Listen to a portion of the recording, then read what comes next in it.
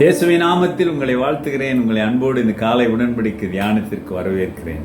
And you are most welcome to the covenant of the day. And today is the 3rd December 2025, Wednesday, புதன்கிழமை. கர்த்தர் நல்லவரும் வல்லவரும் கிருபை நிறைந்தவருமாய் இருக்கிறார்.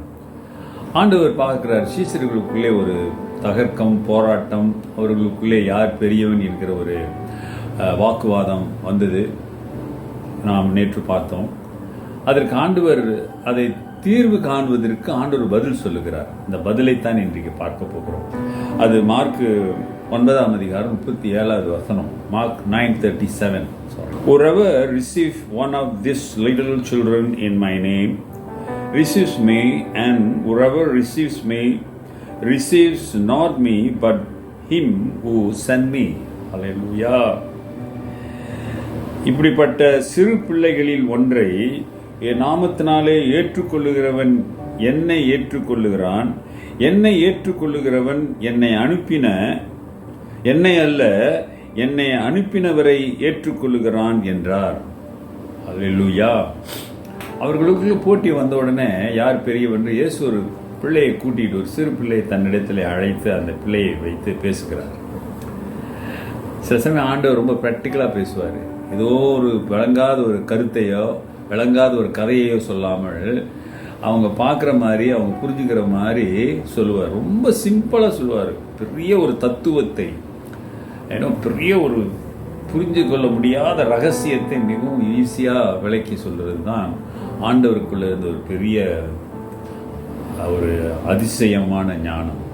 இப்போ இங்கே ஆண்டவர் சொல்கிறார், சிறு பிள்ளையை கூப்பிட்டு சொல்கிறத கவனிங்க. ஆண்டவர் சொல்கிறாரு, இப்படிப்பட்ட சிறு பிள்ளைகளில் ஒன்றை என் நாமத்தினாலே ஏற்றுக்கொள்ளுகிறவன், இயேசுவுடைய நாமத்தில் ஏற்றுக்கொள்ளுகிறவன் என்னை ஏற்றுக்கொள்ளுகிறான். பிள்ளைங்களை மாதிரி ஏற்றுக்கொள்ளணும் கடவுளை, ஆண்டவரை, இயேசுவை. அப்படி சொல்லி என்ன சொல்றாரு? ஏற்றுக்கொள்ளுவர் என்ன அல்ல என்னை அனுப்பினவரை ஏற்றுக்கொள்ளுகிறான். ஹல்லேலூயா. இன்னைக்கு இயேசுவை ஏற்றுக்கொள்ளாதவர்கள் பிதாவை ஏற்றுக்கொள்ளுகிறேன்னு சொல்றாங்க. பார்த்தீங்களா? கவனிச்சிருக்கீங்களா? பிதா தான் எங்களுக்கு கடவுள், இயேசு இல்ல. பிதா தான் படைத்தவர், இயேசு அல்ல. ஆனா இயேசு தெளிவா சொல்றாரு. இப்படி சொல்லுவாங்கன்னு தெரிஞ்சுதான் சொல்றாரு நினைக்கிறேன். என்ன சொல்றாரு? என்னை ஏற்றுக்கொள்ளுகிறவன், இந்த பிள்ளை மாதிரி என் நாமத்தை ஏற்றுக்கொள்ளுகிறவன் என்னை அல்ல என்னை அனுப்பின பிதாவை ஏற்றுக்கொள்ளுகிறான். அப்படின்னா அருமையானவர்களே, நானும் பிதா ஒண்ணுதான். அப்ப என்னை ஏற்றுக்கொள்ளும் போது, என்னை விசுவாசிக்கும் போது யாரை ஏற்றுக்கொள்ளுகிறான்? பிதாவை ஏற்றுக்கொள்ளுகிறான், படைத்தவர் ஏற்றுக்கொள்ளுகிறான். அப்ப நானும் அவர் ஒண்ணுதான். அப்ப என்னை ஏற்றுக்கொள்ளாதவன் பிதாவை ஏற்றுக்கொள்ள முடியாது. என்னை அறியாமல் பிதாவை அறிய முடியாது. அதனால ஏசாமி நானே வழியும் சத்தியம் ஜீவனமா இருக்கேன்னு சொன்னா, ஐ அம் தி வேன்னு சொன்னாரு. இன்னைக்கு பாத்தீங்களா, ஏசாமி சொன்னதற்கு எதிர்மறையாய் பிசாசு காரியங்களை கொண்டு வருகிறான். இன்னைக்கு நிறைய பேச்சுகள், டிஸ்கஷன், தத்துவங்கள்லாம் பேசிக்கொண்டிருக்கிறார்கள்.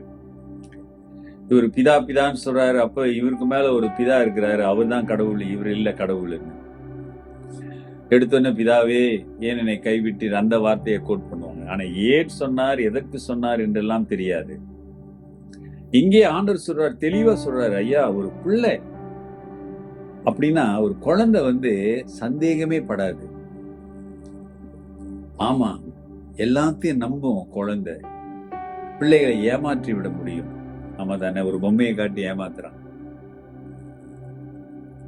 எனக்கு ஒரு நண்பர் இருந்தார், அவருக்கு ஒரு மகள் இருந்தார். அந்த மகள் வெளியே விளையாண்டுகிட்டு இருந்தாரு. வீட்டுல எல்லாம் உள்ள இருக்காங்க. அந்த பிள்ளைகிட்ட வெளியே போற பிள்ளைகிட்ட அந்த பிள்ளை தனியா இருக்கிறது பார்த்து, செயின் போட்டுறத பார்த்து, அதுக்கிட்ட அப்படியே விளையாட்டு காட்டி பலூனு கொடுத்து, அவனுக்கு பலூன் தரேன், எனக்கு இந்த செயினை தரையான்னு கேட்டாரு. அந்த பலூனு கொடுத்த உடனே அந்த பலூனை வாங்கிட்டு செயினை கழட்டி கொடுத்துச்சான் அந்த பிள்ளை. ஏன்? பிள்ளைக்கு தெரியாது, ஏமாற்று. என்ன சொல்ல வருகிறார்? Innocent. The children are innocent. True. மனிதன் பாவத்தில் பிறக்கிறான். ஆனால் நம்பிவிடும், கேள்விகள் கேட்காது, சந்தேகப்படாது. அப்ப ஆண்டவர் ஒரு பிள்ளையை போல என்னை ஏற்றுக்கொள்ளணும்னா, சிலர் இயேசுவோட பிறப்பை நம்ப மாட்டாங்க, இயேசுவின் மரணத்தை சிலர் நம்ப மாட்டாங்க, சிலர் இயேசுவின் உயிர்த்தெழுதலை நம்ப மாட்டாங்க, இன்றைக்கு அவர் உயிரோடு இருக்கிறார் என்பதையும் நம்ப மாட்டாங்க. ஏன் தெரியுங்களா? அதனாலதான் ஏசாமி சொன்னார், ஒரு பிள்ளையை போல என்னை ஏற்றுக்கொள்றோம், நம்பி விசுவாசிச்சு ஏற்றுக்கொள்றவன் என்னை அல்ல, என்னை அனுப்பினவரை ஏற்றுக்கொள்ளுகிறான், அவனுக்கு நிச்சயமான கடவுள் ராஜ்யம் உண்டு. ஒப்பு கொடுங்க. கர்த்தர் தொடர்ந்து பேசி உங்களை பலப்படுத்துவோம். ஜெபிப்போம். நல்ல ஆண்டவரே, இந்த காலை வேளைக்காக நன்றி, உடைய வார்த்தைகளுக்காக ஸ்தோத்திரம், நீ செய்த நன்மைகளுக்காக நன்றி.